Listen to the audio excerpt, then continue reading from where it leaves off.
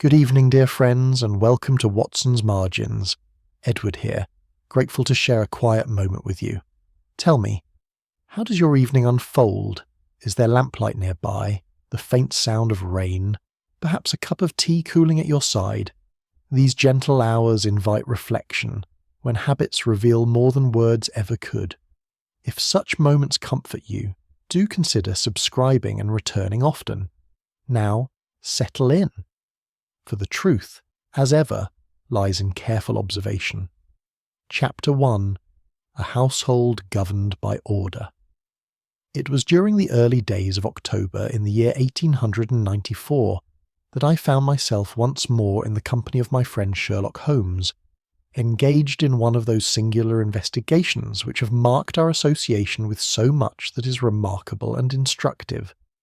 The case, which began with such deceptive tranquillity, was to reveal itself as one of the most delicate exercises in human observation and logical deduction that I had yet witnessed. The affair was brought to our attention not through the usual channels of Scotland Yard or the distraught entreaties of a wronged party, but rather through the quiet intervention of Mr. Geoffrey Ashwell, a solicitor of the old school whose chambers in Lincoln's Inn Fields had long enjoyed a reputation for discretion and probity. He called upon us one grey morning, his manner suggesting neither alarm nor urgency, but rather a thoughtful concern that something in his professional sphere was not quite as it ought to be.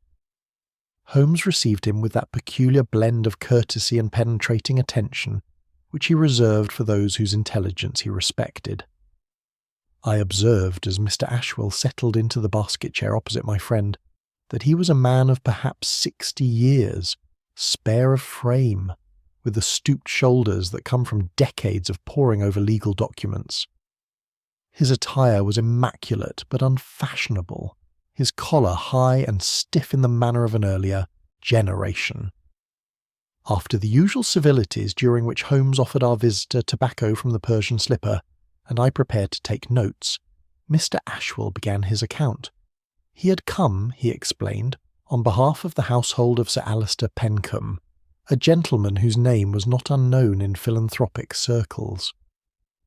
Sir Alister maintained a comfortable establishment in one of the better squares of Bloomsbury, where he had resided for some 30 years. A widower without sons, he was survived by a daughter and various more distant relations, and was served by a modest but devoted staff. What distinguished Sir Alister, according to our visitor, was not merely his charitable works, which were considerable, nor his social standing, which was respectable though not elevated, but rather the extraordinary regularity and order with which he conducted every aspect of his existence. He rose each morning at precisely 7 o'clock. He took his breakfast at 1/2 the hour. His correspondence was answered before noon. His afternoon walk occurred at 3. His dinner was served at 7. He retired at 10. This had been his habit for decades, varied only by the most pressing circumstances. Moreover, Sir Alister held pronounced views on matters of moral conduct and social responsibility. Mr. Ashwell described him as a man who spoke often and with conviction about duty, honour, and the obligations of those blessed with fortune toward those less favourably circumstanced. His household in consequence reflected these principles. The servants were loyal and long-standing. The family members were respectful and dutiful. Even the most casual visitor could not fail to note the atmosphere of propriety and restraint. I confess that at this juncture I found myself wondering what possible matter of criminal investigation could arise from such a setting. The household sounded tediously virtuous, and I began to suspect that Mr. Ashwell had come upon some trivial matter of missing property or disputed accounts. Holmes, however, had been listening with an intensity that suggested his mind was already at work upon dimensions of the case that had not yet been revealed to me.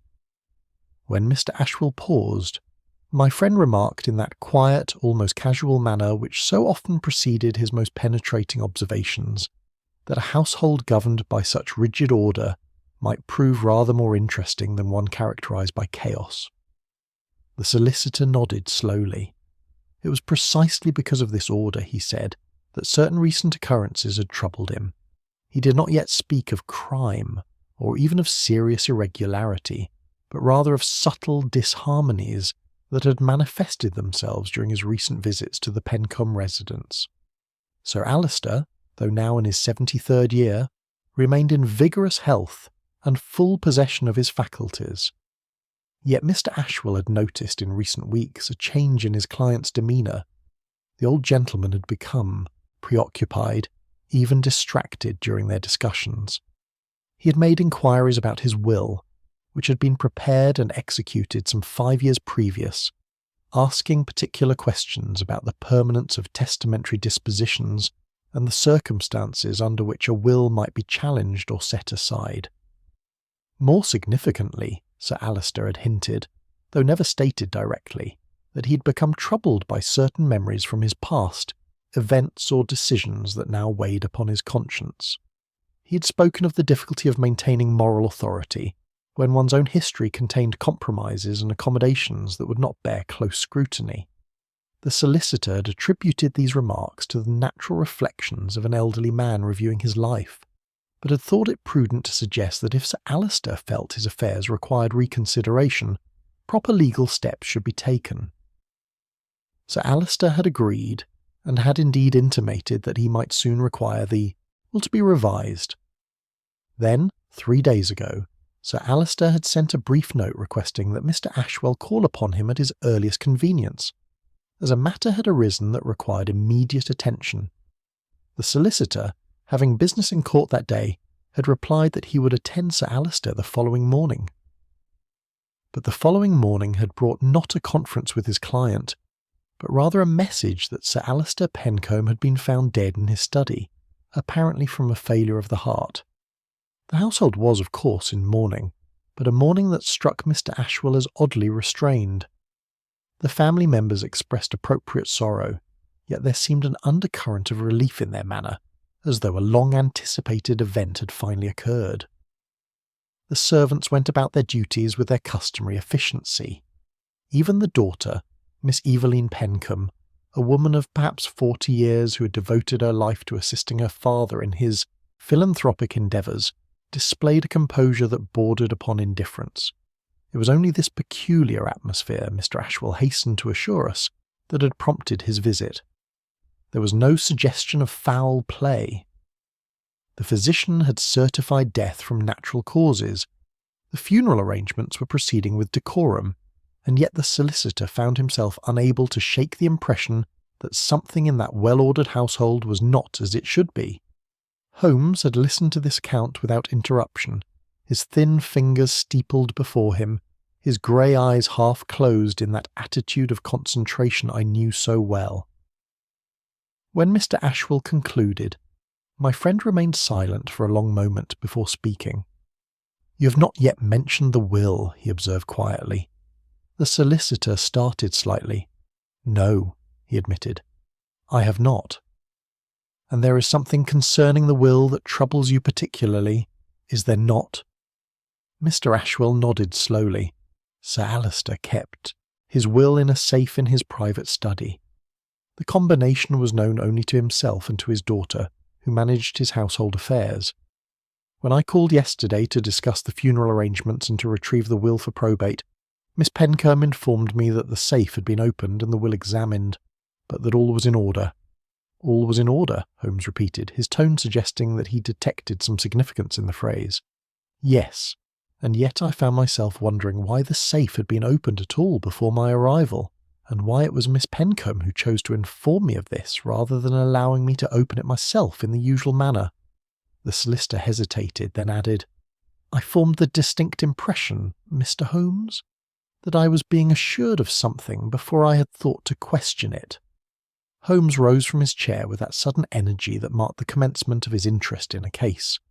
"Mr. Ashwell," he said, "I believe a visit to the Pencombe residence would be instructive. If you would be so good as to arrange it, Dr. Watson and I shall call upon the bereaved household this afternoon."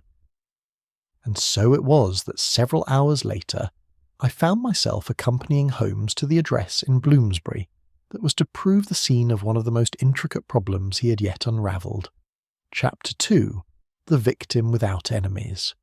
The Pencombe residence stood in a quiet corner of Bedford Square, its Georgian facade presenting that air of solid respectability which characterised the better sort of London dwelling. As we mounted the steps that afternoon, I noted the black wreath upon the door and the drawn curtains that spoke of recent bereavement. Mr. Ashwell had preceded us, and now greeted us in the entrance hall with the hushed tones appropriate to a house of mourning. We were received in the drawing-room, a chamber whose furnishings reflected both comfort and restraint. The walls were lined with bookcases containing volumes of sermons, philosophical works, and improving literature.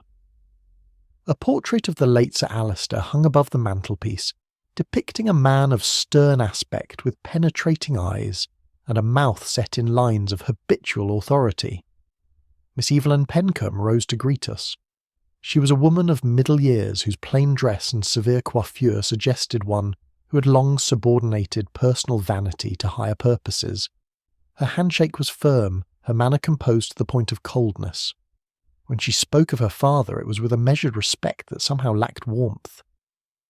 "My father was a man of unwavering principle," she told us, her voice steady and clear. "His loss is felt not only by his family, but by the many charitable institutions which benefited from his guidance and generosity. He lived as he believed all men of means should live, conscious always of the obligations attendant upon privilege." The words were appropriate, even admirable, yet I detected in their delivery something, rehearsed, as though she were reciting from a prepared text rather than speaking from the heart. Holmes, I observed, was watching her face with that peculiar intensity that suggested he was reading meanings invisible to ordinary observers. We were soon joined by other members of the household. Mr. Edward Pencombe, a nephew who served as a junior partner in a banking house, entered with a bearing of exaggerated formality. He was perhaps 35 years of age, well dressed in mourning attire that appeared freshly tailored. His manner toward us was punctilious to a fault, as though he were conscious of performing a role before an audience whose judgment mattered greatly. My uncle was the very model of Victorian virtue, he declared, after expressing his puzzlement at our presence, but accepting Mr. Ashwell's explanation that we were there at the solicitor's request to ensure all matters were properly attended to. I can say without hesitation that no man was more respected in his circle. His counsel was sought by men of business and men of the church alike. To have been his nephew was to bear a name of which one could be justly proud. Again, the sentiments were unexceptionable, yet the very precision of his speech, the careful selection of each word suggested not spontaneous grief, but rather a studied performance. Holmes made no comment, but I saw his eyes narrow slightly as Mr. Edward Pencombe spoke. A younger woman was introduced as Mrs. Clara Ashton, a distant cousin who had resided with the family for some years following the death of her husband. She was perhaps 30 years of age, attractive in a subdued fashion, and moved with a nervous energy that contrasted with the stillness of the others. When she spoke of Sir Alister, her voice trembled slightly. "He was most generous to me in my widowhood," she said, her hands clasping and unclasping in her lap. "I shall never forget his kindness in providing me a home when I had nowhere else to turn. He was a man of the highest moral character, most particular in his views, most definite in his judgments." She paused, then added with what seemed genuine feeling, "It was not always easy to meet his standards, but one knew always where one stood with him." There was something in this last remark that struck me as more honest than what had preceded it. Holmes, I noted, leaned forward slightly, his attention sharpened. Mr. Ashwell then summoned Mrs. Dawlish, the housekeeper, who had been with the family for 20 years. She was a woman of perhaps 55, dressed in black with a white cap, her face expressing that peculiar mixture of grief and efficiency that marks the superior domestic servant. Her loyalty to her late master was evident, yet when she spoke of him, I detected an undertone I could not quite identify. "Sir Alister was a most particular gentleman," she said, her voice low and respectful. "Everything had to be just so. He knew his own mind and expected others to know it as well. There was never any uncertainty in this household about what was required." She hesitated, then added, "He was a fair master, always fair, though he did not tolerate error or carelessness." "You must have known him very well," Holmes observed gently. "Did you find him much changed in recent weeks?" Mrs. Dawlish glanced at Miss Pencombe before responding. "He was troubled about something, sir. Not his health, mind you. He was as vigorous as ever in his habits, but troubled in his mind, if you take my meaning. He spent long hours in his study, and once I heard him say to himself that the past was never truly past, that it had a way of returning when one least expected it. This was the first testimony that suggested genuine feeling rather than formal tribute." Miss Pencombe, I observed, had stiffened slightly at the housekeeper's words. Throughout these introductions and brief conversations, Holmes had said little, but his eyes had never been still. He observed how each person positioned themselves in the room, how they glanced at one another, how their voices changed in tone or volume when certain subjects were touched upon. When Mr. Ashwell mentioned the will in passing, noting that it would of course be read at the appropriate time, I saw Holmes note the immediate reactions, Miss Pencombe's slight nod of acknowledgement, Mr. Edward Pencombe's too careful neutrality of expression, Mrs. Ashton's quick intake of breath. It was understood, Mr. Ashwell explained to us later when we had withdrawn to the study for a private conference, that Sir Alister's will was comprehensive and clear. He had been most methodical in his testamentary arrangements, as in all things. The contents were not secret precisely, but neither had they been openly discussed. Miss Pencombe, as the daughter and principal housekeeper, was expected to receive the largest share.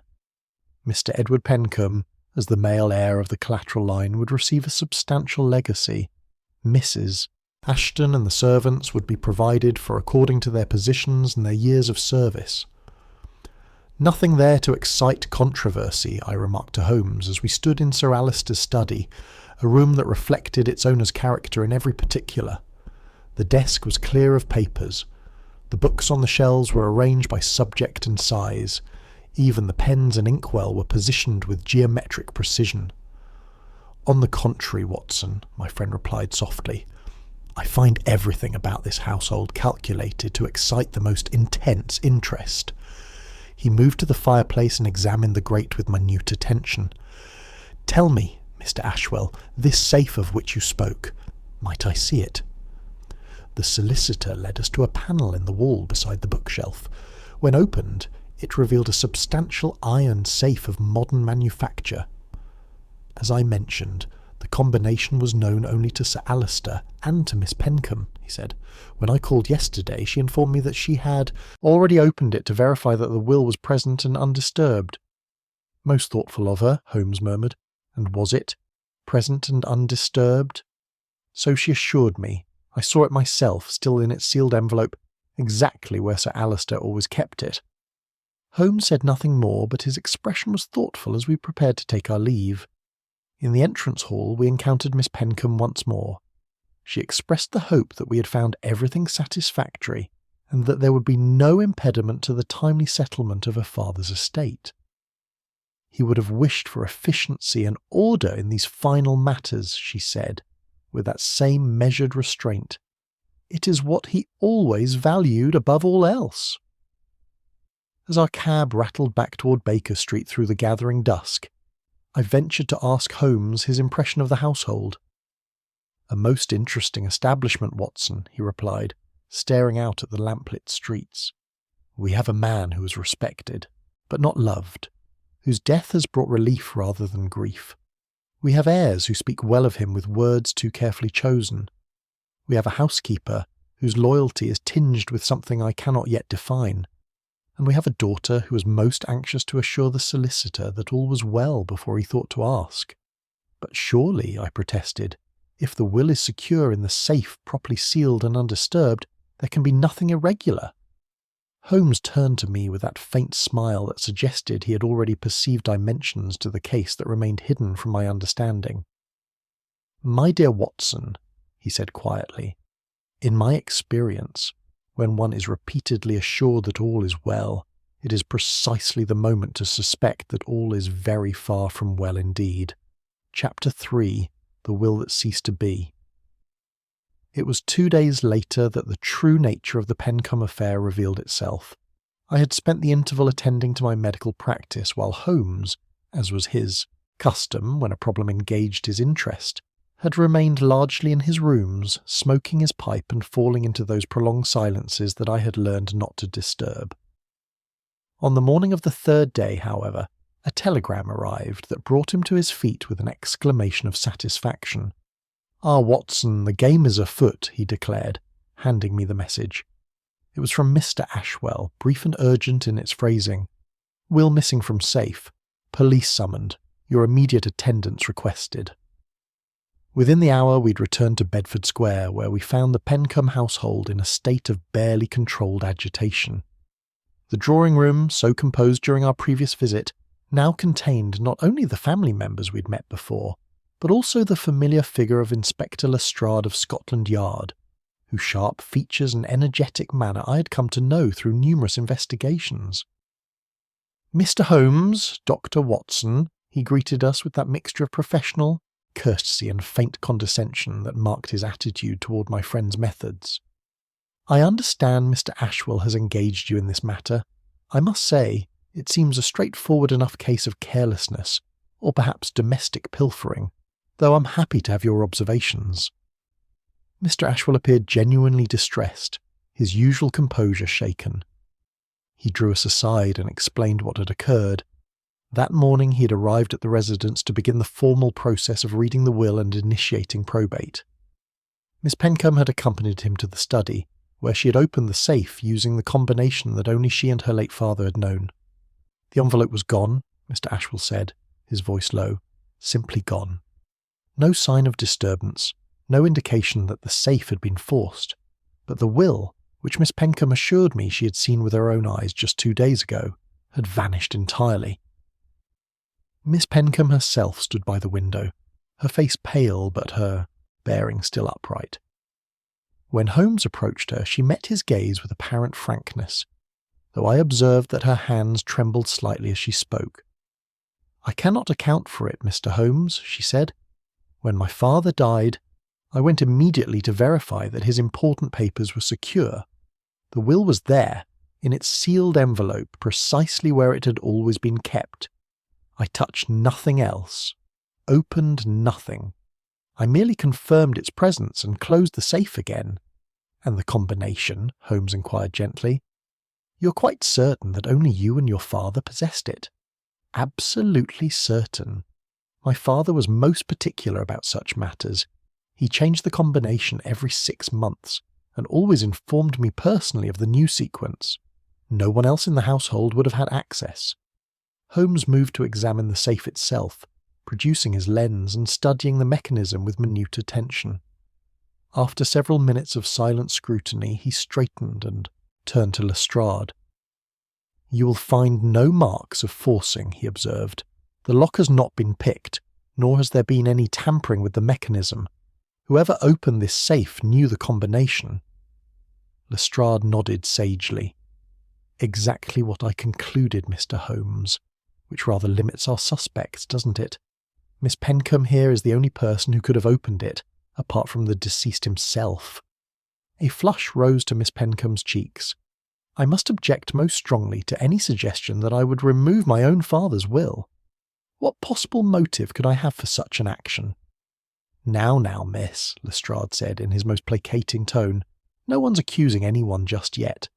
But we must consider all possibilities. Perhaps you opened the safe in a moment of distress and forgot to return the document. Or perhaps you moved it for safekeeping and the location has slipped your mind. These things happen in times of grief." "They do not happen to me, Inspector," Miss Pencombe replied with icy dignity. "I am not given to forgetting or mislaying important documents. I know precisely what I saw and when I saw it." Holmes had been examining not the safe itself now, but the room around it. He moved with that peculiar gliding step, his eyes taking in every detail of the study. He paused at the desk, at the bookshelves, at the fireplace. Finally he turned to address the assembled company. "Let me understand the sequence of events with precision," he said. "Sir Alister dies on Tuesday morning. Miss Pencombe, At what time did you open the safe to verify the will's presence? It was early afternoon, perhaps 2 o'clock. I wished to assure Mr. Ashwell when he called the next day that everything was in order. And you saw the will at that time, sealed in its envelope? I did. You then closed the safe and have not opened it again until this morning? That is correct. And during this interval, the study has been locked. It was Mrs. Dawlish who answered this question, stepping forward from where she had been standing near the door. The study has been kept locked since Alistair's death, Mr. Holmes. Miss Pencombe has the only key. It has been opened only for Mr. Ashwell's visit yesterday, and then again this morning. Holmes nodded thoughtfully. Most illuminating, and yet the will has disappeared. He turned to Lestrade. What is your theory, Inspector? Lestrade shrugged. As I said, either Miss Pencombe has forgotten moving it, which can happen even to the most organised individuals, or someone in the household has taken advantage of a moment when the study was unlocked to remove it. I shall need to question all the servants, of course, though what they'd want with a sealed will is beyond me, can't be sold or used. Perhaps someone bore a grudge and wished to cause trouble for the family. You believe, then, that this was a crime of impulse or revenge rather than calculation? I don't see what else it could be. Mr. Holmes, the will can't benefit anyone while it remains sealed and unread. Destroying it would serve no purpose except to complicate the probate proceedings. No, this strikes me as either carelessness or spite. Holmes had been standing motionless during this exposition, his eyes half closed in thought.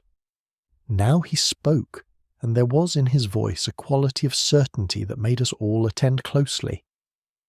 I must respectfully disagree with your conclusions, Inspector. This was not an act of impulse, nor was it motivated by spite or random malice. What we are confronting here is something far more interesting, a crime of great deliberation, executed with patience and forethought by someone who understood precisely what they were doing and why. Lestrade bristled slightly. But what purpose could removing the will serve? As I said, it can't be used. It need not be used to serve its purpose, Holmes interrupted quietly. Consider, Inspector, a will that does not exist cannot be executed. Property that cannot be disposed of by testament must pass according to the laws of intestacy. Someone in this household has determined that the provisions of Sir Alister's will were sufficiently disadvantageous to their interest that its complete disappearance was worth the risk of this very bold action. A silence fell upon the room. I saw Mr. Edward Pencombe exchange a quick glance with his cousin, Mrs. Ashton. Miss Pencombe's face had gone even paler, if that were possible. But who could have known what was in the will? Mr. Ashwell protested. Sir Alister was most careful about such matters. He did not discuss his testamentary dispositions with his family. Perhaps not directly, Holmes replied. But let us consider what we know. Sir Alister was troubled in recent weeks. He spoke of memories that weighed upon his conscience. He indicated to you, Mr. Ashwell, that he might wish to revise his will. Someone in this household recognised that such a revision might prove catastrophic to their expectations or their reputation. The will, as it stood, apparently contained provisions that someone was desperate to prevent from being revealed. This is speculation, Mr. Holmes, Lestrade objected. We need facts, not theories. You shall have facts, Inspector, Holmes said with quiet confidence. But first we must understand what we are looking for. This crime was not committed hastily. It required knowledge, opportunity, and nerve. Someone waited for Sir Alister to die, knowing that in the confusion of his passing, a window of opportunity would present itself. That same person understood that once the will was discovered to be missing, suspicion would fall upon the most obvious suspect, the one person with legitimate access to the safe. All eyes turned toward Miss Pencombe, who stood rigid with indignation. I have already stated most emphatically. Holmes raised a hand. I do not accuse you, Miss Pencombe. Indeed, I am quite certain you are telling the truth about seeing the will 2 days ago, which means that it was removed sometime between that moment and this morning's discovery. He paused, then added with deliberate emphasis, removed by someone who wished us to believe exactly what Inspector Lestrade has suggested, That the will was never there at all? Or that it was mislaid through incompetence? But how, I found myself asking. If the study was locked and Miss Pencombe held the only key— "Ah, Watson," Holmes replied, his eyes gleaming with that light I knew so well, "that is precisely the question we must answer. And when we do, I fancy we shall find ourselves face to face with a mind of considerable cunning and no small measure of desperation." Chapter 4. Motives in Polite Disguise. The investigation that followed took on a character quite different from what I had anticipated. Rather than conducting formal interviews or searching for physical evidence in the conventional manner, Holmes set about what he termed a reconstruction of Sir Alister Pencombe's final week. He requested access to the household's daily records, the correspondence, the visiting book, and most particularly to any private papers that might illuminate the deceased gentleman's state of mind during those last days. Mr. Ashwell, with Miss Pencombe's somewhat reluctant consent, granted us this access. Inspector Lestrade, meanwhile, had begun his own inquiries among the servants, seeking evidence of opportunity and motive in that direction. I could see that he remained sceptical of Holmes's insistence that this was a crime of calculation rather than impulse.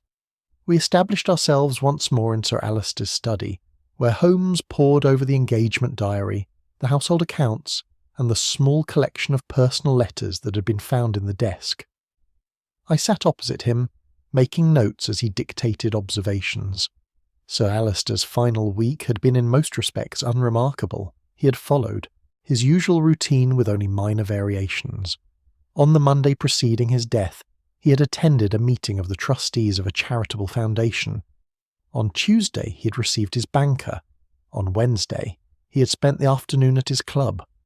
Thursday had brought a visit from his physician for the quarterly examination that Sir Alister had insisted upon as part of his systematic approach to health. The physician found nothing amiss, Holmes noted, consulting the letter Dr. Barnwell had sent in response to Mr. Ashwell's inquiry. Heart sound, lungs clear, general constitution robust for a man of his years. Death, when it came on the following Tuesday, was therefore unexpected from a medical standpoint, though not impossible. "Then you suspect foul play?" I asked, startled by this possibility. "No, Watson.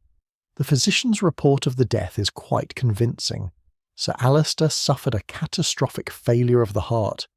Such events can strike without warning even in apparently healthy individuals. What interests me is not the cause of death, but rather the state of mind in which Sir Alister lived during those final days."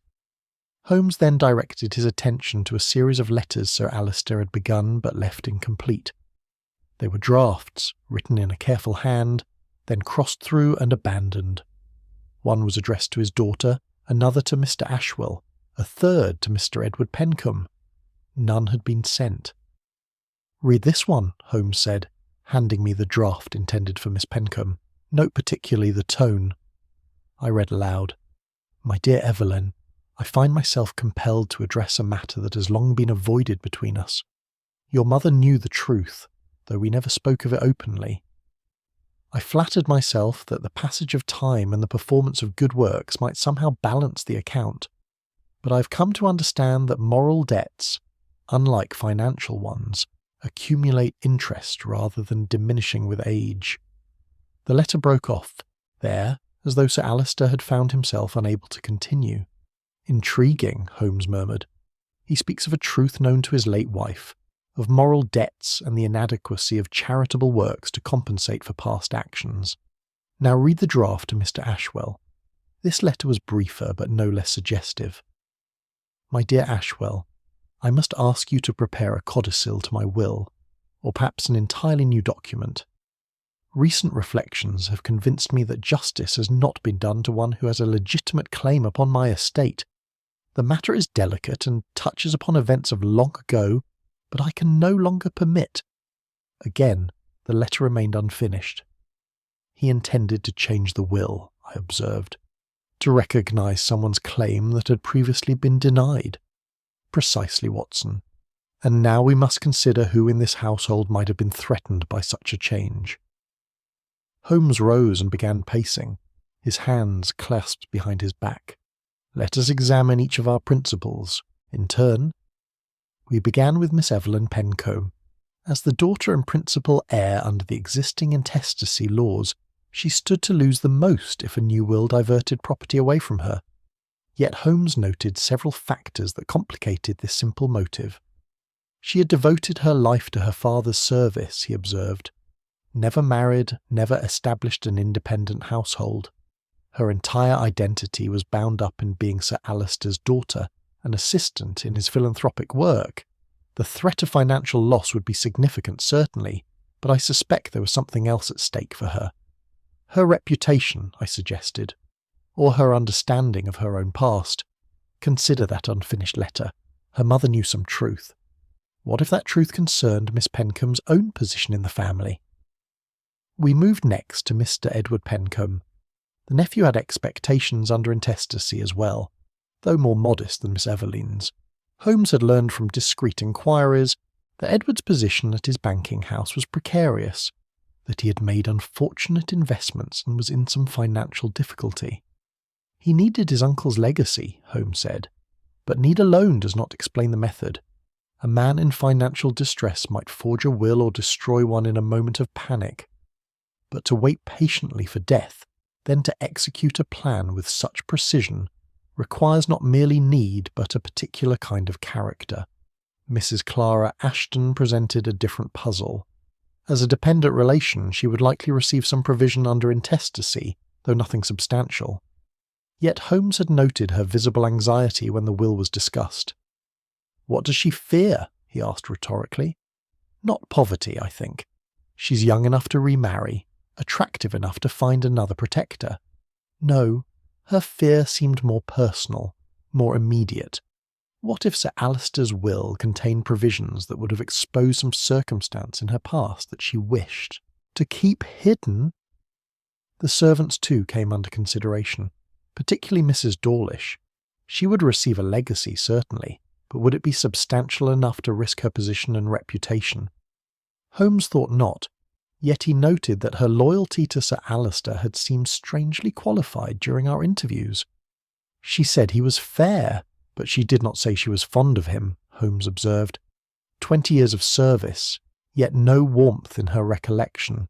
What had she witnessed in this household that left her with such ambivalent feelings? As the afternoon wore on, we were joined at various times by members of the household, each offering information about Sir Alister's final week.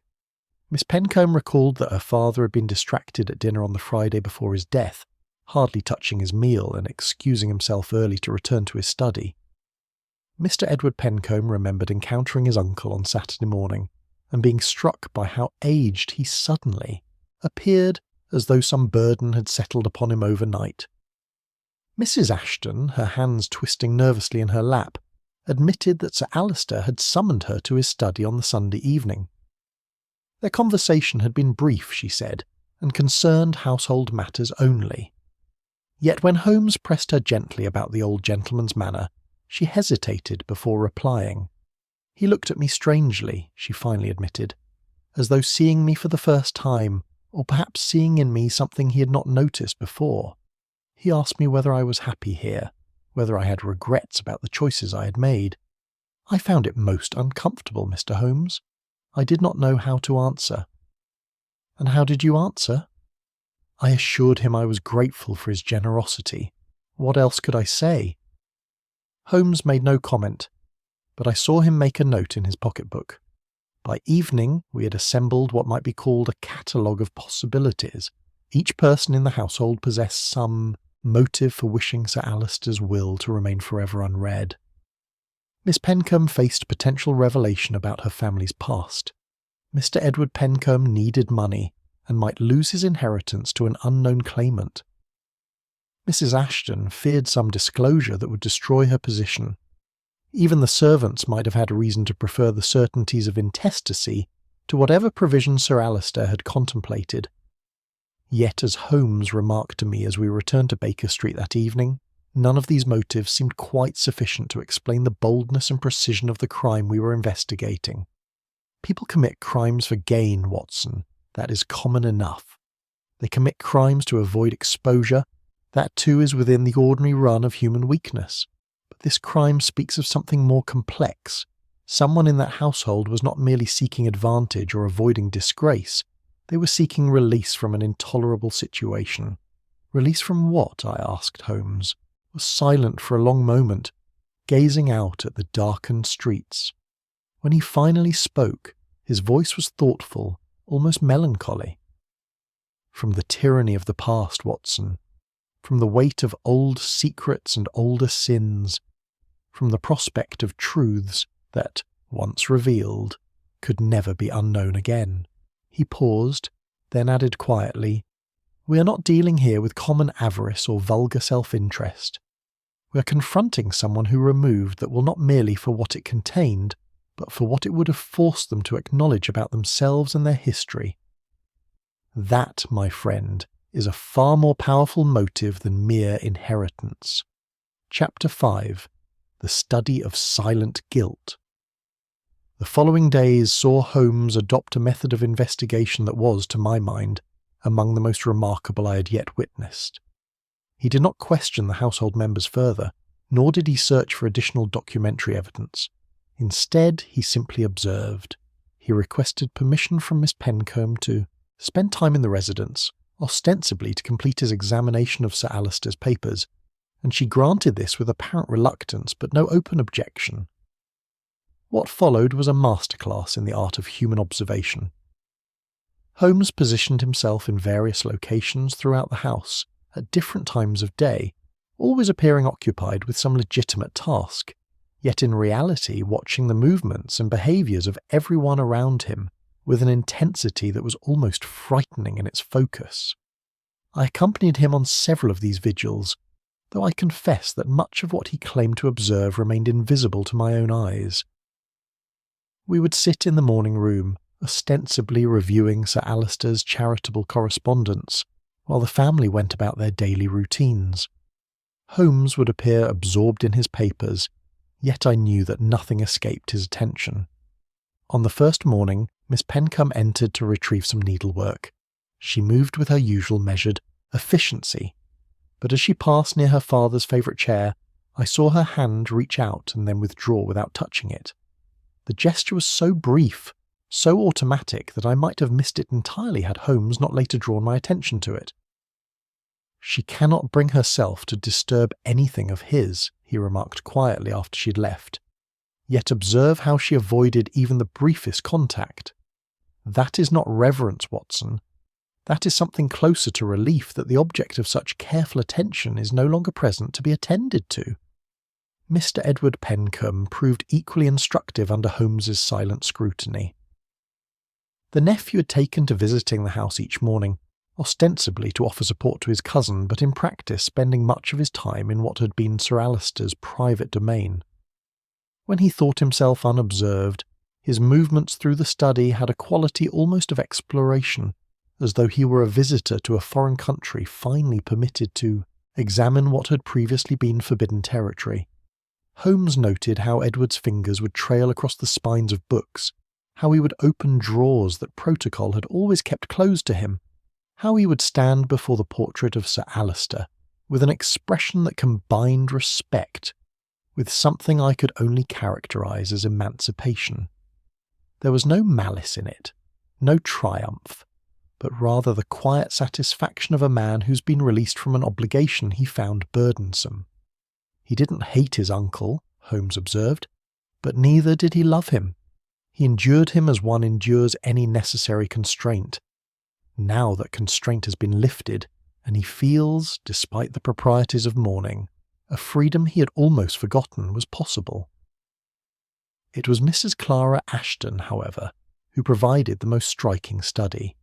She moved through the house like a woman perpetually braced for some blow that might fall at any moment. Her hands were never still, always adjusting her dress, or touching her hair, or clasping and unclasping in her lap. When Sir Alister's name was spoken, which happened frequently in the course of ordinary conversation, her entire body would tense, her breath would catch, and her eyes would dart toward whoever had spoken as though seeking to gauge the intent behind the words.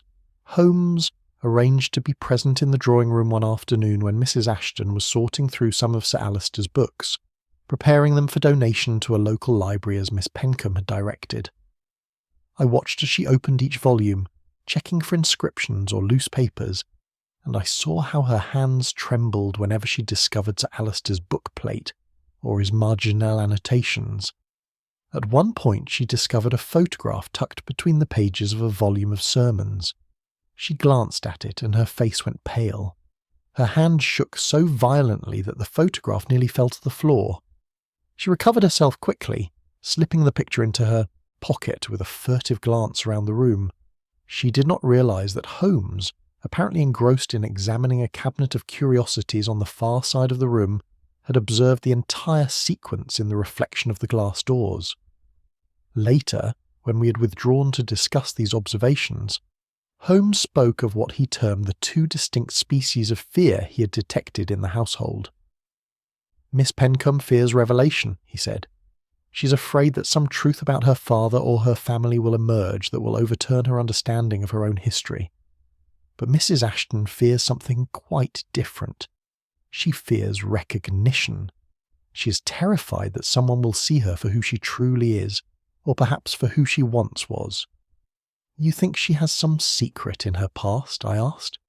"I am certain of it, Watson, and I suspect that Sir Alister, in those final troubled days, had either discovered it or was on the verge of doing so. That photograph she concealed so hastily, I would wager a considerable sum it relates to some chapter of her life that she believes safely buried." The servants, too, came under Holmes's observation. Mrs. Dawlish conducted her duties with her usual efficiency, but Holmes noted that she avoided Sir Alister's study whenever possible, finding reasons to delegate tasks there to the younger housemaid. When circumstance forced her to enter the room, she did so with visible discomfort, never lingering a moment longer than necessary. "She knows something," Holmes said with certainty. "She has witnessed something during her years of service that has compromised her ability to mourn Sir Alister, as a faithful retainer ought to mourn a departed master. She's loyal to the household, yes, but her loyalty is to the institution rather than to the man who governed it." On the third day of these observations, an incident occurred that brought Holmes's attention into sharp focus. We were in the entrance hall when Mr. Ashwell arrived to discuss some matter of the estate with Miss Pencombe. As the solicitor was shown into the drawing room, Mrs. Ashton happened to be descending the stairs. She caught sight of Mr. Ashwell carrying his familiar leather document case, and the reaction was unmistakable. Her hand flew to her throat, her face lost all colour, and she actually swayed as though about to faint. She recovered herself within seconds, continuing down the stairs with forced composure. But the damage, from an investigative standpoint, had been done. Holmes had seen everything. When Mrs. Ashton had passed from view, my friend turned to me with an expression of deep satisfaction. "The document case, Watson. She believes Mr. Ashwell carries papers that concern her, papers that will expose whatever secret she guards so carefully." "But surely," I protested, "if the will has been destroyed, there are no such papers to fear." "Ah, but she cannot be certain of that, can she? She knows the will is gone, but she cannot know what other documents Sir Alister might have prepared. A letter, perhaps, or a memorandum. Mr. Ashwell is Sir Alister's confidant and legal adviser. If anyone possessed documentary evidence of uncomfortable truths, it would be he." That evening, as we prepared to leave the residence, Holmes paused in the entrance hall and stood for a long moment studying the household, as one might study a complex mechanism. Miss Pencombe, stiff and formal in the drawing-room doorway. Mr. Edward Pencombe, affecting interest in a newspaper while his eyes repeatedly strayed to the staircase leading to the upper floors. Mrs. Ashton, visible through an open door, her fingers worrying at a handkerchief. Mrs. Dawlish, moving silently through her duties, her face a careful mask of professional neutrality. "Guilt, Watson," Holmes said softly, "is a remarkably diverse phenomenon. Some carry it openly, others conceal it beneath layers of propriety and routine. But it is always visible to those who know how to look. Someone in this household destroyed that will, and in doing so believed they had destroyed the evidence of their guilt. What they fail to understand is that guilt itself is evidence. It shapes behaviour, it colours every action, it leaves marks as distinctive as fingerprints. "And have you identified the guilty party?" I asked. Holmes smiled faintly. "I have identified several people carrying various burdens of guilt, Watson. Some are guilty of the crime we're investigating. Others are guilty merely of being human, of possessing secrets they wish to keep hidden, of living lives that do not bear close examination. The art lies in distinguishing between these different species of culpability. But surely the criminal, my dear fellow, has made one fundamental error. They have assumed that in removing the will, they remove the only evidence of the truth Sir Alister had uncovered. What they fail to anticipate is that truth, once perceived, leaves traces in the behaviour of all who have encountered it. Sir Alister saw something, understood something, decided to act upon something. Those decisions left ripples in the household that a sufficiently observant investigator can detect and follow back to their source. As we emerged into the cool evening air, I found myself more puzzled than ever by the complexities of the case.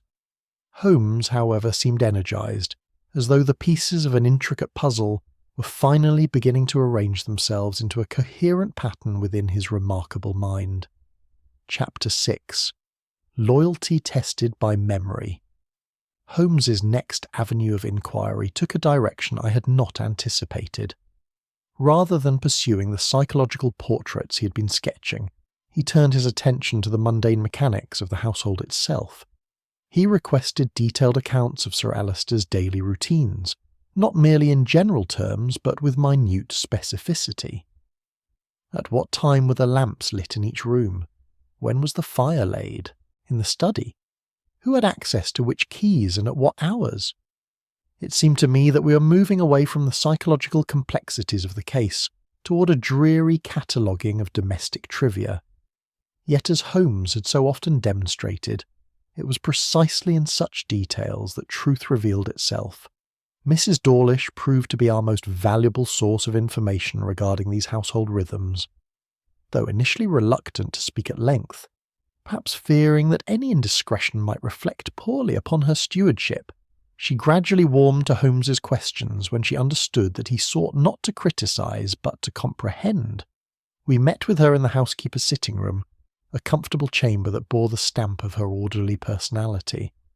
Everything was in its place, from the neat row of household account books to the carefully labelled keys hanging on their board. She served us tea with the same precision she brought to all her duties, and settled into her chair, with the air of one prepared to fulfil an obligation, however burdensome. Holmes began not with questions about the will or Sir Alister's death, but rather with inquiries about the daily opening and closing of the house. Who drew the curtains each morning? Who wound the clocks? Who ensured that Sir Alister's study was prepared for his use at the appointed hour?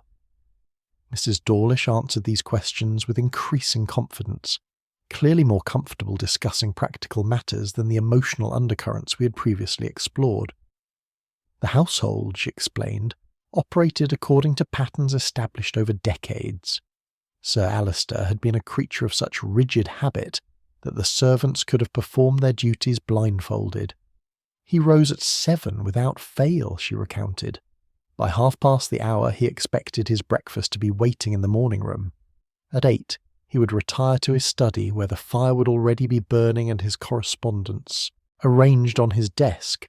The room was always prepared the night before, you understand, so that he need waste no time in the morning. And the safe? Holmes inquired gently. When would Sir Alister typically access it? Mrs. Dawlish's expression clouded slightly. That varied, sir. He might open it several times a day or not at all for weeks, but he was most particular that no one should enter the study when he was doing so. If I needed to attend to the fire or some other matter, I was to knock and wait for his permission. Did you observe any change in his habits during those final weeks? The housekeeper hesitated, and I saw in that hesitation the first crack in her professional composure. She glanced at the door as though fearing someone might overhear, then spoke in a lower voice. There was a change, Mr. Holmes.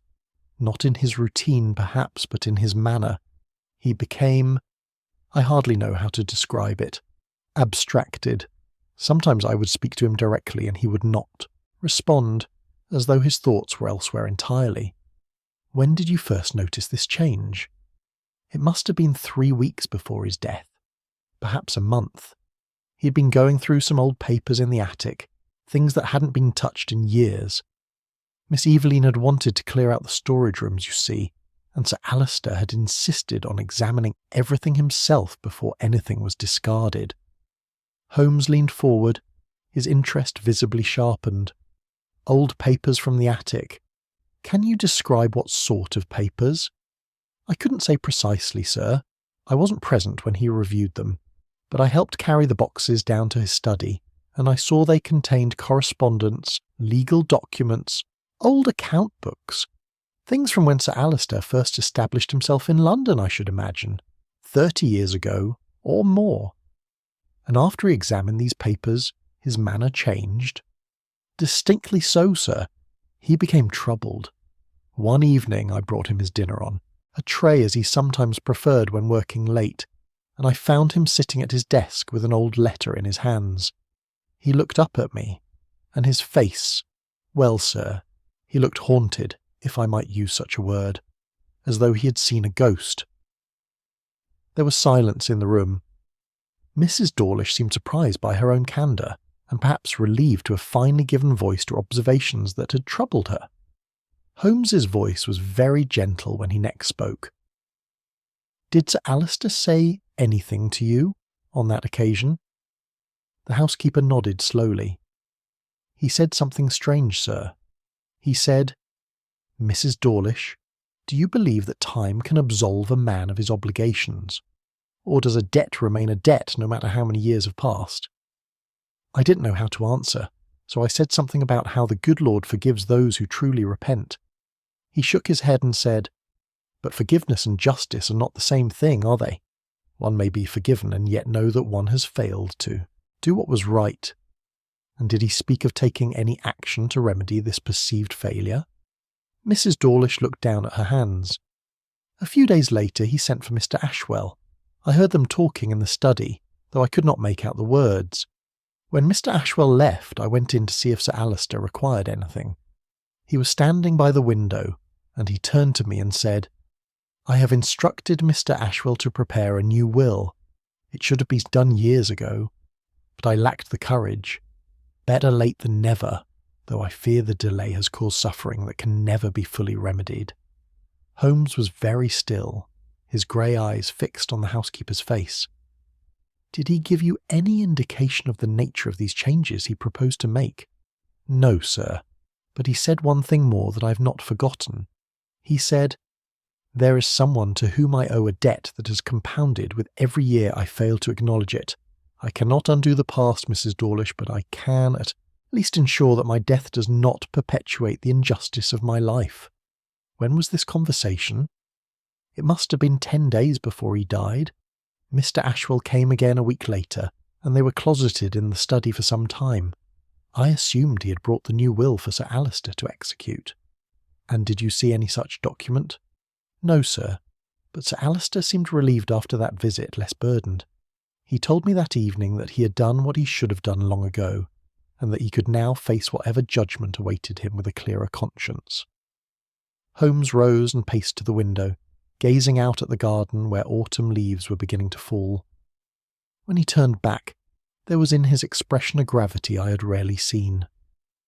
Mrs. Dawlish, I must ask you a question that may seem impertinent, but I assure you it is essential to understanding what has occurred.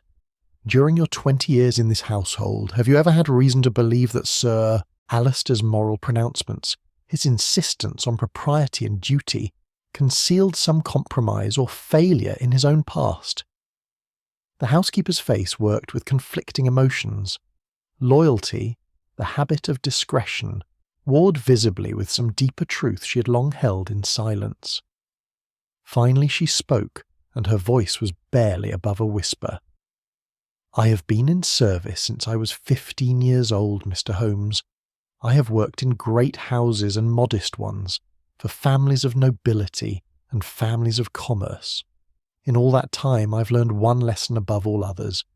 The gentlemen who speak most loudly of virtue are often those who have the most to atone for. Sir Alistair was not a bad man, but neither was he the paragon he presented to the world. He had secrets, sir, old secrets that he had buried beneath years of charitable works and moral rectitude, and in the end those secrets would not remain buried. Did you know what those secrets concerned? No, sir, but I knew there was someone, somewhere, who had been wronged.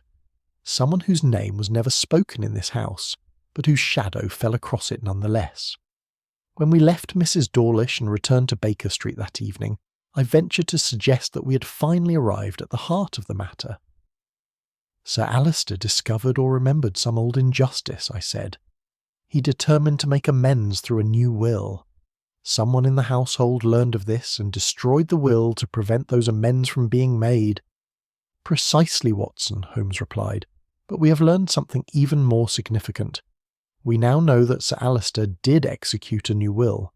Mrs. Dawlish may not have seen the document itself, but her account of Mr. Ashwell's visit makes it clear that the new will was prepared and signed, which means that the will Miss Pencombe claims to have seen in the safe was not the original will, but the new one, the one that threatened to expose the old secret and rectify the old. Wrong! Then the motive for its destruction becomes even clearer. Indeed, and so does the identity of the person who destroyed it. We are looking for someone who knew of Sir Alistair's long-buried secret, who understood what the new will would reveal, and who was prepared to commit a bold crime to ensure that revelation never occurred. Chapter 7. The Comfortable Conclusion. It was Inspector Lestrade who brought the investigation to what appeared to be its natural terminus. He called upon us at Baker Street one morning, his manner displaying that particular satisfaction of a man who has resolved a complex matter through the application of common sense and methodical police work. "I believe I have arrived at the solution to the Pencombe affair," he announced, settling into his chair and declining Holmes's offer of tobacco with a wave of his hand. "It's really quite straightforward once one strips away all the psychological theorising and focuses on the facts." Holmes, who had been examining a monograph on the dating of documents through ink analysis, set down his reading and gave Lestrade his full attention. I detected in my friend's expression a wary interest, as though he were curious to see how the inspector would attempt to navigate what Holmes clearly regarded as a treacherous labyrinth. "Please proceed," Holmes said mildly. Lestrade drew out his notebook with evident pride. "I've spent the past several days interviewing every member of the household, examining the timeline of events, and consulting with Mr. Ashwell about Sir Alistair's state of mind. The conclusion I've reached is that there was no crime committed at all, at least not in the sense we initially supposed." "No crime?" I interjected, startled. "But the will has vanished." "Precisely, Doctor, and I believe I know why." Lestrade leaned forward, his voice taking on the pedagogical tone of one explaining a simple matter to the less enlightened. "Consider what we know. Sir Alistair was deeply troubled in his final weeks. He had discovered or remembered something from his past that weighed upon his conscience. He instructed Mr. Ashwell to prepare a new will, one that would make amends for some old wrong." "That much we have established," Holmes agreed. "Now we know from Mrs. Dawlish that Mr. Ashwell brought this new will to the house, and that Sir Alistair appeared relieved after signing it. But what if, in the days that followed, Sir Alistair had second thoughts? What if he realised that in attempting to correct one injustice, he might be creating another? Or worse, what if he feared the scandal and exposure that such a will might bring upon his family?" Lestrade paused for effect, clearly pleased with his reasoning. "I propose that Sir Alistair, in a moment of renewed turmoil, took the will from the safe himself and destroyed it. Not hastily, not in panic, but deliberately, having decided that silence and the established order of intestacy were preferable to the disruption and revelation that his new will would have caused." "An interesting theory," Holmes observed neutrally. "And the evidence supporting this conclusion?" "Several factors, Mr. Holmes. First, the safe was not forced, which means it was opened by someone who knew the combination. Miss Pencombe states she saw the will in the safe 2 days after Sir Alister's death. But human memory is fallible, especially in times of grief. Perhaps she only assumed it was there, or perhaps she's mistaken about the timing. You're suggesting Miss Pencombe is unreliable in her testimony? Not deliberately so, but grief can play tricks on the mind. More significantly, I've learned from the household staff that on the day before his death, Sir Alister spent an unusual amount of time alone in his study. He gave strict instructions that he was not to be disturbed. The fire in the grate burned unusually hot that evening, Mrs. Dawlish recalls, suggesting a large amount of paper had been consumed. I found myself nodding along with this explanation. It had a certain elegant simplicity that appealed to the rational mind. A man troubled by conscience makes a grand gesture, then reconsiders and undoes it. It was very human, very understandable. Lestrade continued with growing confidence. I've put this theory to the family, and I must say they find it entirely consistent with Sir Alister's character. Miss Pencombe has expressed her belief that her father, having acted impulsively in preparing the new will, might well have regretted the decision. Mr. Edward Pencombe agrees that his uncle was prone to moral anguish, followed by more sober reconsideration. Even Mrs. Ashton, when questioned, admitted that Sir Alister could be changeable in his private deliberations while maintaining a facade of certainty in public. "How convenient," Holmes murmured, so quietly that I was not certain Lestrade heard him. "The result," the inspector concluded, "is that we have no crime to investigate. Sir Alister destroyed his own will, likely with the intention of preparing yet another revision, once he had thought the matter through more carefully. His sudden death prevented this final consideration, leaving the estate to pass by the natural laws of intestacy. The family accepts this explanation. Mr. Ashwell sees no reason to dispute it, and the matter can be laid to rest with Sir Alister himself." Lestrade sat back, clearly expecting commendation for this tidy resolution. I confess that I found his reasoning persuasive. It accounted for the missing will, explained Sir Alister's troubled state, and required no elaborate conspiracy or criminal intent. Moreover, it had the virtue of allowing the bereaved family to move forward without the shadow of suspicion hanging over them. "What does Mr. Ashwell make of this theory?" Holmes asked. "He finds it plausible, though he admits he cannot be certain. He never saw the new will after he left it with Sir Alister for execution. For all he knows, his client might have destroyed it that very evening. The solicitor is prepared to proceed with probate under intestacy, and the family is in agreement." "I see. And the property will be distributed according to the statutory scheme?" "Exactly. Miss Pencombe, as the daughter, receives the principal share. Mr. Edward Pencombe receives a substantial portion as the nearest male relation, and the other dependents and servants will be provided for according to established custom. Everyone is satisfied with the arrangement, and more to the point, everyone agrees it is likely what Sir Alister would have wished once his moment of moral panic had passed." There was a long silence in our sitting room. Lestrade watched Holmes expectantly, waiting for acknowledgement or perhaps for some objection that could be readily dismissed. I found myself feeling that peculiar sense of anticlimax that follows the resolution of what had seemed a perplexing mystery through prosaic means. "Well, Holmes," I ventured, "it does seem to account for the facts. If Sir Alister destroyed his own will, then we have been pursuing shadows." "The facts," Holmes repeated softly, rising from his chair and moving to the window.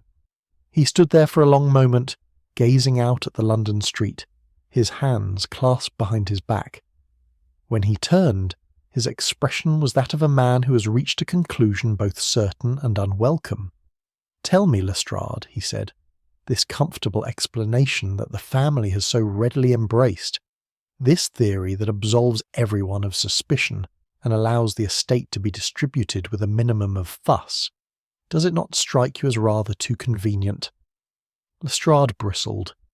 "I don't deal in inconvenient truths for their own sake, Mr. Holmes. I deal in evidence and logic. If the simplest explanation fits the facts, I see no reason to invent complications." "The simplest explanation," Holmes echoed. "Yes, that has a certain appeal, does it not? And yet I find myself troubled by one small detail that your theory fails to address."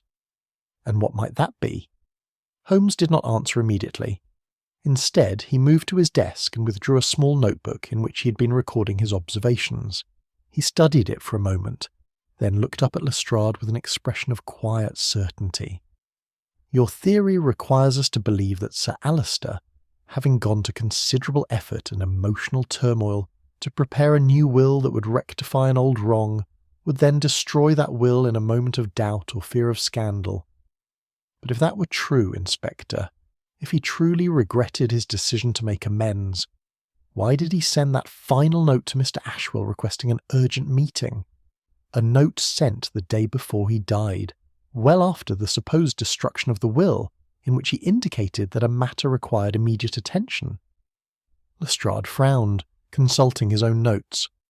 He might have wished to discuss the preparation of yet another will. Perhaps, but there is another possibility, is there not? That Sir Alister had not destroyed the will at all, that it still existed in his safe, and that he wished to discuss with Mr. Ashwell some additional provisional modification. That note does not read like the communication of a man who has undone his plans. It reads like the communication of a man who is taking further action. "But the will is gone," I protested. "Whether Sir Alister destroyed it or someone else did, the result is the same." Holmes turned to me, and I saw in his eyes a sorrow that surprised me. "The result may be the same, Watson, but the truth is not. And I fear that in accepting this comfortable conclusion, we risk allowing a real crime to go unpunished, and a real injustice to remain unremedied." He looked at Lestrade once more and shook his head slowly. "No, Inspector, I cannot accept your theory, convenient though it may be. Someone removed that will from Sir Alister's safe, and they did so not in a moment of passionate impulse, but with cold calculation and clear purpose. The crime was committed, and it has succeeded precisely because its success depends upon everyone accepting that it never occurred." Chapter 8. The Detail That Refuses Silence. After Lestrade had departed, satisfied with his conclusions and eager to close the case, Holmes fell into one of his prolonged silences. He sat motionless in his chair, his pipe unlit, his eyes fixed on some point in the middle distance. I had learned over the years to recognise these periods of intense mental activity, and I occupied myself with correspondence, while my friend pursued whatever train of reasoning had captured his formidable intellect. It was nearly an hour before he stirred, rising abruptly and reaching for his coat. "Watson," he said, "I must return to Bedford Square. There is something I overlooked, a detail that has been nagging at the edges of my consciousness since our first visit. I cannot rest until I have examined it properly." "What detail?" I asked, setting aside my pen and preparing to accompany him. "I am not yet certain. It is more a sense of wrongness than a concrete observation, a feeling that I have seen something significant without properly registering its importance. Come, there is no time to lose. If my suspicions are correct, we may still be able to prevent a grave miscarriage of justice." The afternoon was drawing toward evening as we arrived once more at the Pencombe residence. Miss Pencombe received us with barely concealed impatience, making it clear that she considered the matter settled, and our continued involvement an unwelcome intrusion into the family's private mourning. "Inspector Lestrade has explained everything to our satisfaction," she said coldly. "My father, in his anguish and uncertainty, destroyed the will he had so recently executed. It is painful to acknowledge, but it is consistent with the turmoil he experienced in those final weeks. I fail to see what purpose further investigation can serve." "Nevertheless," Holmes replied with quiet courtesy, "I would be grateful for permission to examine your father's study once more. There is a small matter I wish to verify, and then I shall trouble you no further." She assented with obvious reluctance, and we were conducted to the study by the long-suffering Mrs. Dawlish. The room remained much as it had been during our previous visits. though I noticed that some attempt had been made to restore it to use. Papers had been sorted, books reshelved, the general air of suspended animation beginning to dissipate. Holmes, however, showed no interest in these changes. He moved directly to the fireplace and dropped to his knees before it, producing his lens and examining the grate with minute attention. I stood behind him, mystified by this sudden focus on what seemed to me the least significant feature of the room. The grate contained ashes, as fireplaces in October inevitably do. I could see nothing remarkable about them. Yet Holmes remained motionless for several minutes, his lens moving slowly across the blackened remnants, his breathing almost imperceptible in its concentration. Finally he straightened, and there was in his expression a grim satisfaction that told me he had found what he sought. "Watson," he said quietly, "bring me a sheet of paper from the desk, if you would." I did as he requested, and Holmes used the paper to carefully lift a small quantity of ash from the grate. He carried it to the window where the fading light was strongest, and examined it with meticulous care.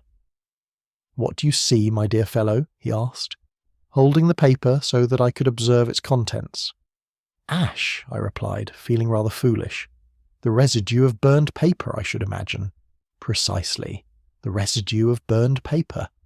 Now cast your mind back to our various visits to this study. Have you ever observed Sir Alister's habits regarding paperwork?" I considered the question. He was methodical in all things. His desk was always clear, his documents filed or destroyed as necessary. And when he destroyed documents, where would he do so? Why, in the fireplace, I suppose. Where else? Exactly. And if he had destroyed his will here in this very grate, what sort of ash would we expect to find? I examined the ash more closely, though I confess I still failed to grasp the significance of Holmes's line of inquiry. The ash of heavy paper, I imagine. Legal documents are typically written on substantial stock. Well observed, Watson. A will would be written on quality paper, thick and durable. The ash of such paper would have certain characteristics. It would retain some structure, you see. The fibres would be evident even after burning. Heavy paper does not reduce completely to powder, unless the fire is extraordinarily hot and maintained for a considerable period. He gestured toward the grate. But look at this ash. It is fine, uniform, almost powdery in consistency. Moreover, observe the distribution. It lies in a neat pile at the centre of the grate, as though it had been placed there rather than accumulating naturally through the burning of material in situ. I began to perceive the direction of his reasoning. "You believe the ash was brought from elsewhere?" "I am certain of it. Consider the evidence before us. Mrs. Dawlish mentioned that the fire burned unusually hot on the evening before Sir Alister's death, suggesting a large quantity of paper had been consumed. Lestrade seized upon this observation as proof that Sir Alister had destroyed his will. But look at this grate, Watson. Does this appear to be the residue of a fire that burned unusually hot? Does it look like the remains of multiple sheets of heavy legal paper?" I studied the ashes more carefully now, and began to see what Holmes had perceived immediately. The quantity was insufficient. The consistency wrong. The placement too deliberate. Furthermore, Holmes continued, warming to his theme, notice the condition of the grate itself. If a fire hot enough to completely consume a substantial document had burned here recently, we would expect to see evidence of that heat. The iron would show discoloration, the brickwork at the back would bear scorch marks, yet everything appears relatively clean, suggesting only modest fires of the sort one would light for warmth, rather than for destruction of documents. He moved to the coal scuttle and examined its contents. The coal has barely been touched. A fire sufficient to thoroughly destroy a will would require significant fuel, yet the coal supply has not been depleted beyond what one would expect for ordinary heating purposes. "Then the will was not destroyed here," I said, the full implications suddenly clear to me. "It was not destroyed here," Holmes confirmed. "These ashes were brought from elsewhere and arranged in the grate to create the impression of a document having been burned. Someone wished us to believe exactly what Inspector Lestrade has concluded, that Sir Alister destroyed his own will in this room. but the physical evidence tells a different story entirely. I felt a chill run through me as the ramifications became apparent. Then Sir Alistair did not destroy the will at all. Someone else removed it from the safe and destroyed it elsewhere, then carefully staged evidence to support the theory that Sir Alistair had done so himself. Precisely, Watson. And consider the cunning involved. The culprit could simply have removed the will and allowed its absence to speak for itself. But that would have raised questions, prompted continued investigation. Far better to create a narrative, a comfortable explanation that everyone would be eager to accept. Sir Alistair was troubled. He had second thoughts. He destroyed the will in a moment of renewed doubt.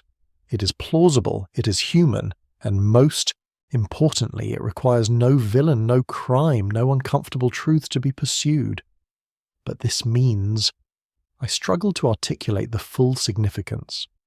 This means, Holmes said gravely, that we are dealing with a criminal of unusual intelligence and nerve, someone who not only removed the will, but understood the necessity of providing an alternative explanation, one that would satisfy the police and the family alike. Someone who had access to the study after Sir Alistair's death, who knew how to open the safe, and who had the foresight to prepare ashes from another source to create this elaborate deception. He paced to the window and back, his mind clearly racing ahead. The will itself must have been destroyed very thoroughly, probably in a different location entirely. A kitchen stove, perhaps, or a furnace. Somewhere the heat could be attributed to ordinary household purposes.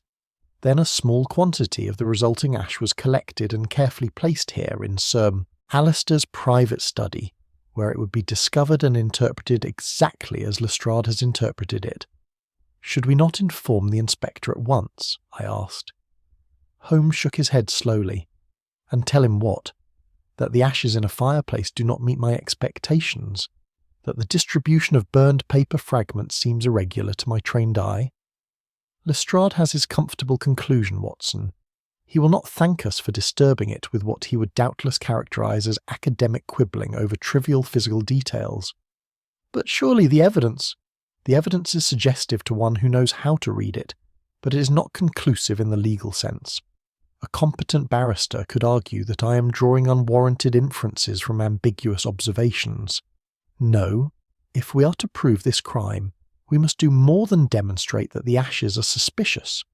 We must identify the culprit and establish their motive beyond any reasonable doubt. He turned to face me, and I saw in his expression a determination that bordered on severity. Someone in this household knew what Sir Alistair's new will contained, understood that its provisions would destroy their position or expose their secrets, and acted with remarkable calculation to ensure it would never be read. They waited until after his death, when the household was in disarray, when attention was focused on grief and funeral arrangements. Then, with cold precision, they opened the safe, removed the will, destroyed it thoroughly in a location where the act would not be remarked upon, and finally staged this little tableau of false evidence to misdirect any investigation. But who could have done such a thing, I asked. Miss Pencombe? Mr. Edward Pencombe? Mrs. Ashton? That, Watson, is precisely what we must now determine. But I can tell you this. We are looking for someone with nerve, intelligence, and access. Someone who understood not merely that they needed to destroy the will, but that they needed to control the narrative surrounding its disappearance. Someone who recognized that the absence of the document would be less suspicious than the presence of questions about where it had gone.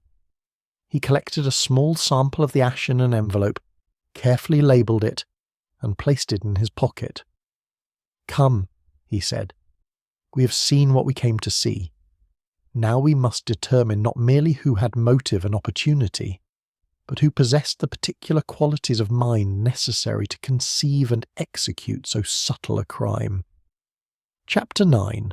The Truth, Plain and Unforgiving.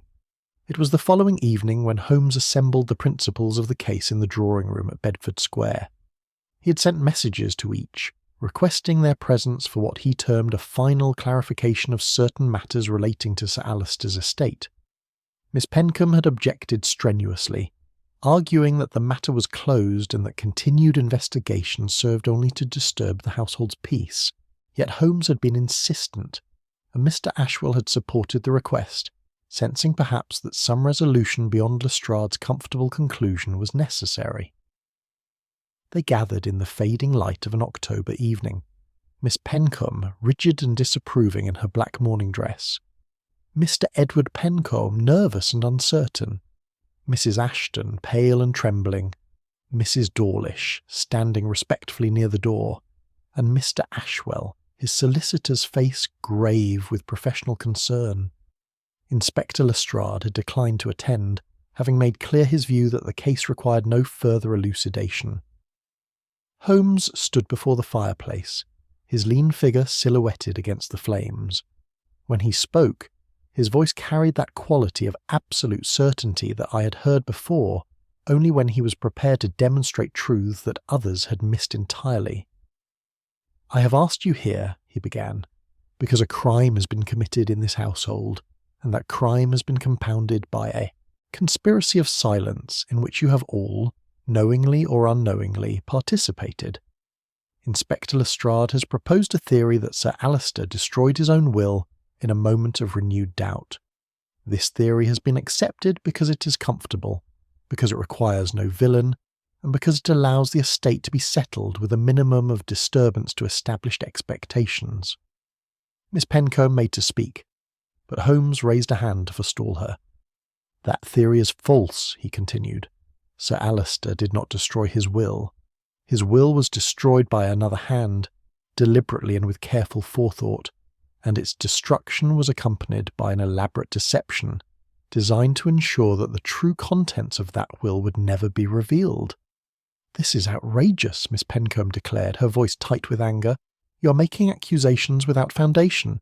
"On the contrary," Holmes interrupted quietly, "I am making accusations with very substantial foundation. Allow me to demonstrate." He moved to stand before the assembly, his grey eyes moving from face to face. "Let us begin with what we know of Sir Alister's state of mind in his final weeks. He had been examining old papers from the attic, documents that dated back to the early years of his residence in London. Something in those papers disturbed him profoundly. He spoke of moral debts, of obligations long deferred, of someone who had a legitimate claim upon his estate." Mr. Ashwell nodded slowly. "He told me as much when he requested that I prepare a new will." "And you did prepare such a will, did you not? You brought it to him, he executed it, and he expressed relief at having finally done what he should have done years ago." "That is correct. Yet within days he was dead, and the will had vanished. Miss Pencombe reported seeing it in the safe 2 days after her father's death. By the time you arrived to begin probate proceedings, it was gone. The comfortable conclusion is that Sir Alister destroyed it himself. But the physical evidence tells a different story." Holmes produced the envelope containing the ash sample he had collected. "The ashes in Sir Alister's fireplace were not the residue of documents burned in that room. They were planted there, brought from elsewhere, arranged to create the impression that a will had been destroyed on the premises. The quantity is insufficient, the consistency wrong, the distribution too deliberate. Someone destroyed the will in another location and then staged false evidence to support the theory that Sir Alister had done so himself." I watched Mrs. Ashton as Holmes spoke, and saw her hands clench in her lap, her face draining of what little colour it had possessed. Miss Pencombe, by contrast, remained rigid, her expression unreadable. "Now," Holmes continued, "let us consider who had both motive and opportunity. The will had to be removed from the safe, which required knowledge of the combination. Only 2 people possessed that knowledge, Sir Alister himself and his daughter, Miss Pencombe." Miss Pencombe rose to her feet, her voice shaking with indignation.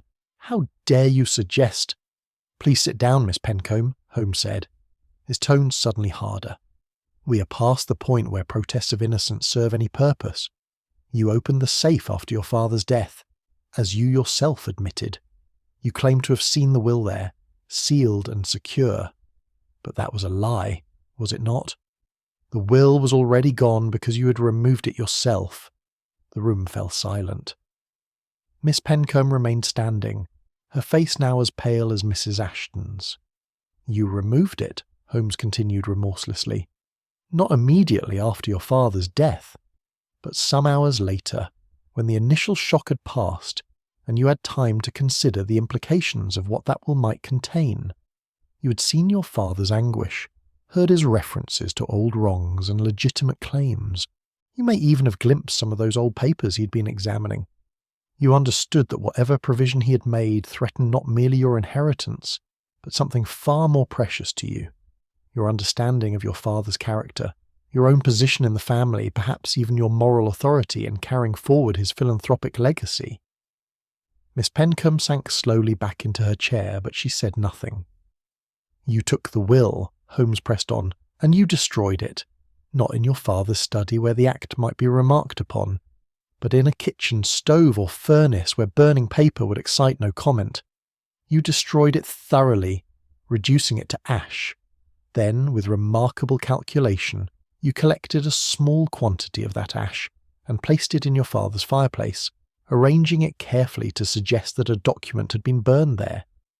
You did this to establish a narrative, that your father, in a moment of renewed doubt, had destroyed his own will. This is speculation, Miss Pencombe said, but her voice lacked conviction. It is deduction based on evidence, Holmes corrected. But let us move beyond the mechanics of the crime to the question of motive. Why would you commit such an act? What could the will have contained that was worth such a risk? He turned now to Mrs. Ashton, who shrank back in her chair as though physically struck by his gaze. Mrs. Clara Ashton, Holmes said gently, you have lived in fear since the moment Sir Alister began examining those old papers. You have been terrified that some secret from your past would be exposed. When Mr. Ashwell arrived with his document case, you nearly fainted, believing he carried papers that concerned you. You hid a photograph you found among Sir Alister's belongings, a photograph that presumably showed someone from your earlier life, someone you feared would be recognised. Mrs. Ashton's breath came in short gasps. I don't understand what you're suggesting. I am suggesting, Holmes said, his voice now very quiet, that you are not merely a distant cousin who found shelter in this household. I am suggesting that you are Sir Alister Pencombe's daughter, born out of wedlock long before his marriage, given away in infancy, and raised by others under a different name. I am suggesting that the old papers Sir Alister examined contained evidence of this relationship, and that his new will acknowledged you as his child and provided for you accordingly. The words hung in the air like an accusation and a revelation combined. Mrs. Ashton began to weep, quiet tears streaming down her face. Miss Pencombe sat frozen, her hands gripping the arms of her chair. The injustice Sir Alister spoke of, Holmes continued, was his failure to acknowledge this child, his abandonment of her mother, his decades of silence while you struggled alone in the world. When you appeared at his door as a widowed cousin seeking assistance, he recognised you, perhaps not immediately but eventually. The resemblance, the dates, something in your manner or features reminded him of your mother. He made inquiries, discovered the truth, and was struck with remorse for a lifetime of denial. Mr. Ashwell spoke for the first time, his voice subdued. He asked me questions about inheritance laws, about whether a child born before marriage could make claims upon an estate. I told him that with proper acknowledgement in a will, certainly such provisions could be made. He seemed relieved. And so he prepared a new will, Holmes said, one that would rectify this old wrong, that would acknowledge Mrs. Ashton as his daughter, and provide for her as he should have done from the beginning. But Miss Pencombe could not allow such a will to be executed, not because of mere greed, but because its revelation would destroy everything she believed about her father, would expose him as a hypocrite who had preached virtue while concealing sin, would share with an illegitimate half-sister the inheritance she had assumed was hers alone. Miss Pencombe finally spoke, her voice hollow. He spent his entire life lecturing others about moral duty, about the obligations of the wealthy toward the deserving poor, about the sanctity of family and proper conduct. And all the while, she stopped, unable to continue. All the while he had abandoned his own child, Holmes finished quietly. Yes, and that is why you destroyed the will. Not from simple avarice, but from an unwillingness to face that truth, to acknowledge that your father's moral authority was built upon a foundation of concealed shame. You destroyed it to preserve not merely your inheritance, but your image of the man you devoted your life to serving. Holmes returned to his position before the fireplace. You acted from fear, not malice, from a desire to maintain order rather than from criminal intent in the conventional sense.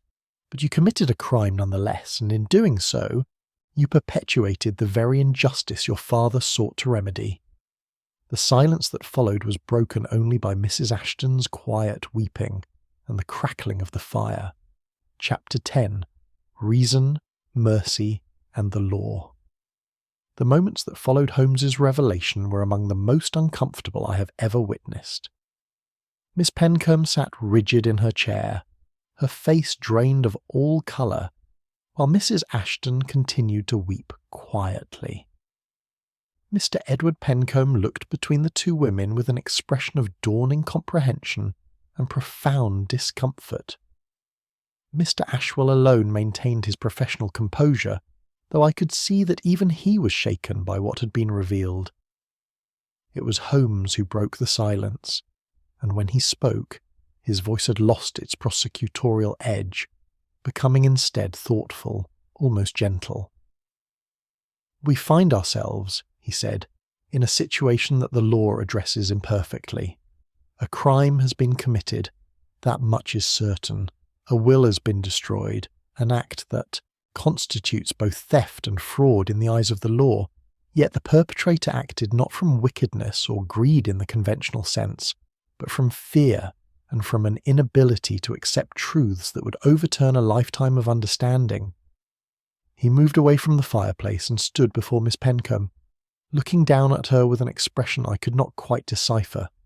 You destroyed that will, Miss Pencombe, because you could not bear to acknowledge your father as he truly was, a flawed human being who had committed a grave injustice in his youth and spent decades concealing it behind a facade of moral rectitude. You preferred the comfortable fiction of his virtue to the uncomfortable reality of his humanity. Miss Pencombe raised her eyes to meet his, and I saw in them not defiance, but a terrible weariness.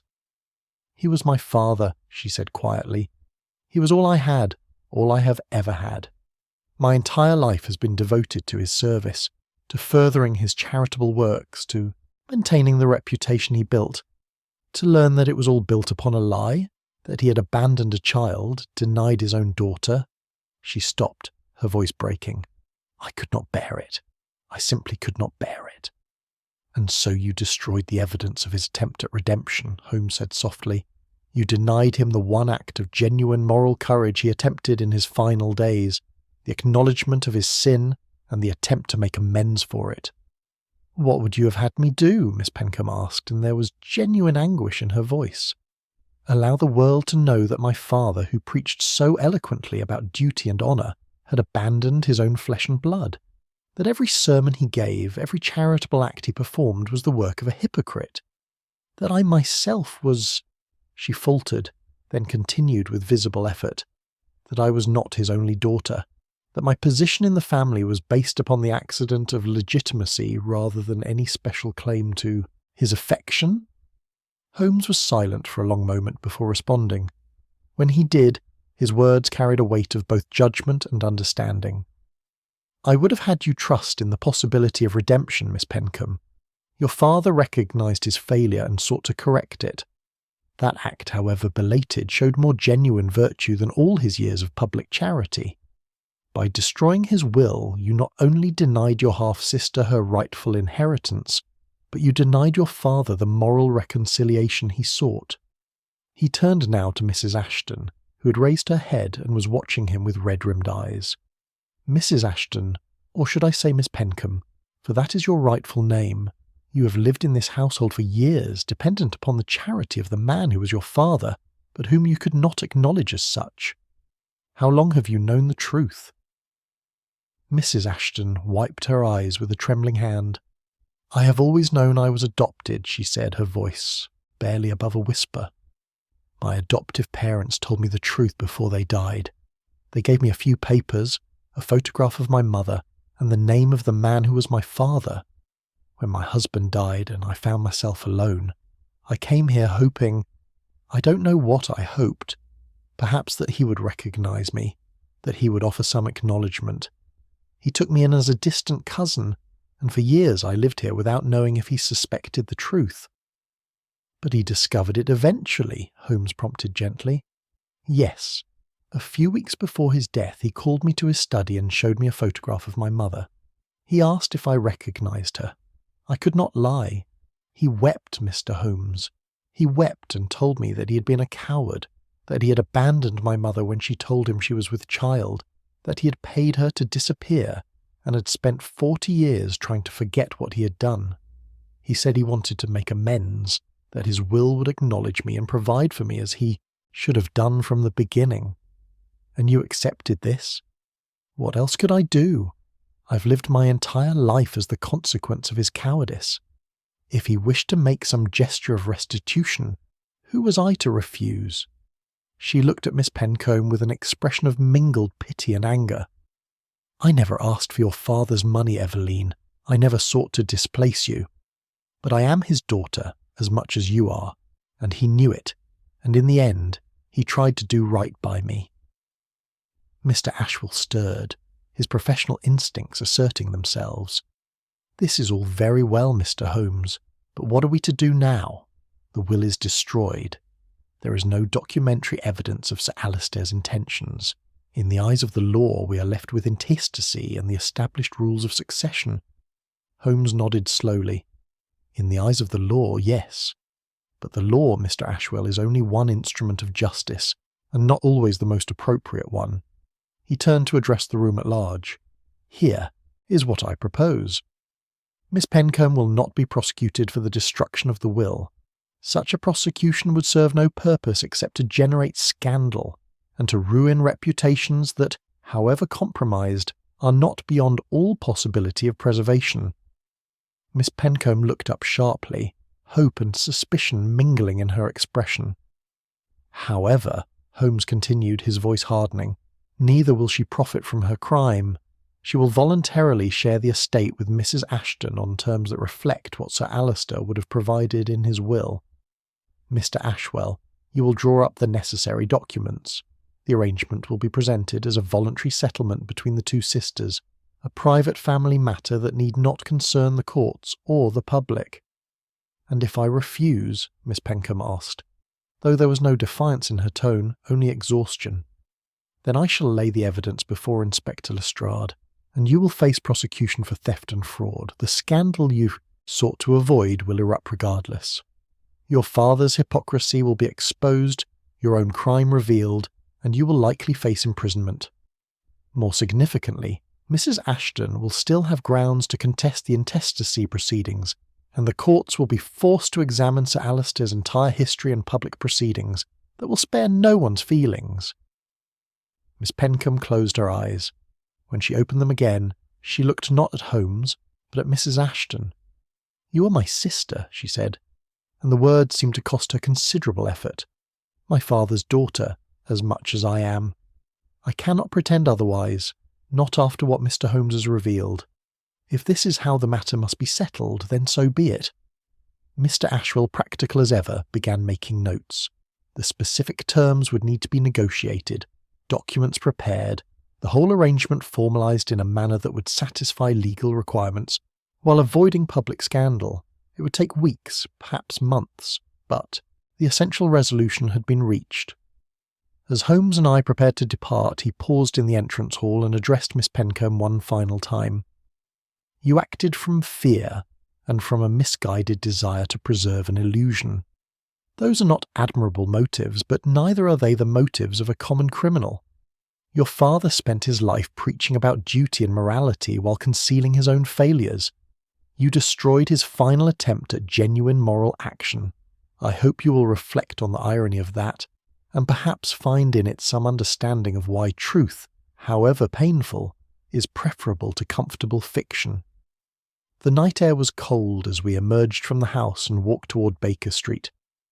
I found myself wrestling with the complex emotions the case had aroused. There was satisfaction in seeing Holmes's brilliance vindicated, yet the resolution felt incomplete, unsatisfying in ways I could not quite articulate. "You seem troubled, Watson," Holmes observed as we walked. "I suppose I am," I admitted. "Justice has been done in a fashion. But Miss Pencombe will not face prosecution. Mrs. Ashton receives her inheritance only through negotiation, rather than through the direct execution of her father's wishes, and Sir Alister's reputation remains officially intact despite his failures. And that troubles you? It seems imperfect." Holmes smiled faintly. "My dear Watson, justice is always imperfect when applied to human affairs. The law provides rules, necessary and useful rules, but it cannot account for every complexity of motive and circumstance. Miss Pencombe committed a crime, yes, but she acted not from wickedness, but from cowardice, from an inability to face truths that threatened her understanding of her world. Should such a person be punished as harshly as one who acts from malice or greed?" "I don't know," I confessed. "Neither do I with any certainty. What I do know is this. By the arrangement we have secured, Mrs. Ashton receives what she is owed. Miss Pencombe retains her freedom, but loses the advantage she sought through her crime, and the memory of Sir Alister Pencombe is preserved from the full glare of public scandal that would serve no purpose except to satisfy idle curiosity. It is not perfect justice, but it is reasonable justice, tempered with mercy where mercy is appropriate." We walked in silence for a time before Holmes spoke again, his voice thoughtful. "Some crimes, Watson, are born not of wickedness but of human weakness. They arise when people find themselves confronted with truths they lack the courage to accept. Miss Pencombe destroyed that will not because she was evil, but because she was cowardly. She could not bear to see her father as he truly was, flawed and fallible. In destroying his final act of moral courage, she ironically demonstrated the same cowardice that had characterized his earlier life. And Mrs. Ashton? She is the true victim in this affair. Abandoned in infancy, denied her rightful name and inheritance, forced to accept charity from the man who should have acknowledged her as his daughter. Yet she will receive some measure of justice, and perhaps that must suffice." As we reached Baker Street and climbed the familiar stairs to our rooms, I found myself reflecting on the strange moral landscape of the case. Holmes was right, I thought. The law governs actions, but reason must weigh consequences. Perfect justice may be impossible in a world of imperfect people, but we can at least strive for resolutions that acknowledge both the demands of justice and the realities of human frailty. Holmes settled into his chair and reached for his pipe, a sign that the case, in his mind at least, was concluded. I took up my pen to record these events, knowing that they illustrated a truth he had demonstrated many times before, that the greatest mysteries are not those of physical clues and logical deduction, but those of the human heart with its capacity for both courage and cowardice, both virtue and self-deception, and that truth, once faced, can never be comfortably ignored again.